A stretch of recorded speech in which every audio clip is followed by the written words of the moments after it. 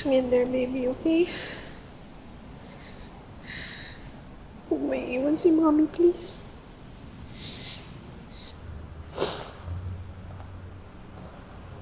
Ito yung ginawa niyo sa akin. Hindi nangyaring masama sa anak ko, humanda kayo.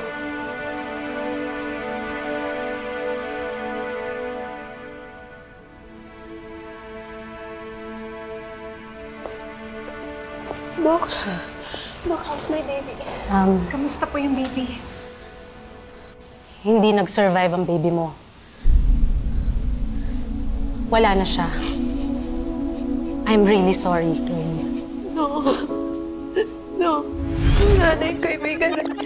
Sabi ng doktor niya, namatay daw yung baby sa tiyan ni Chloe. Kaya siguro na-depress siya at nagmamatay na lang din siya.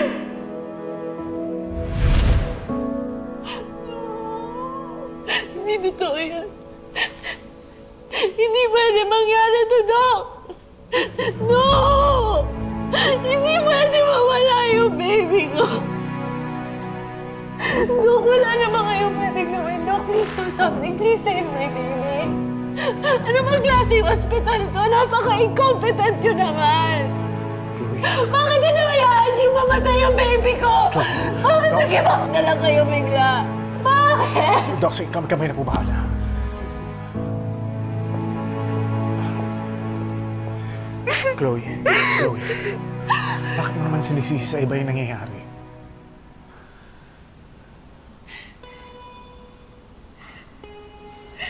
Tama ka eh. Hindi naman silang gumawa sa akin ito eh.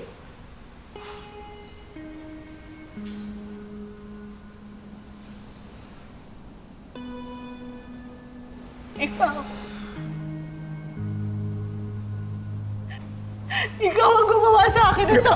Masaya ka na ba? Masaya ka na wala na yung anak ko! Chloe, hindi ko gusto mawalan ka ng anak. Chloe, please, tama na.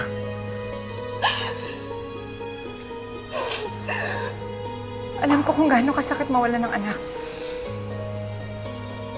At ayokong mangyari yan kahit kanino, Chloe. Kaya nga tinatanggap ko na yung sitwasyon na to eh. Dahil ayokong madama yung anak mo. Maniwala ka naman sa akin. Wala akong kailangang paniwalaan sa mga pinagsasabi mo. I don't even have to listen to you. Get out! Umalis ka sa harap ko! Umalis ka sa harap ko! Get out! Umalis ka!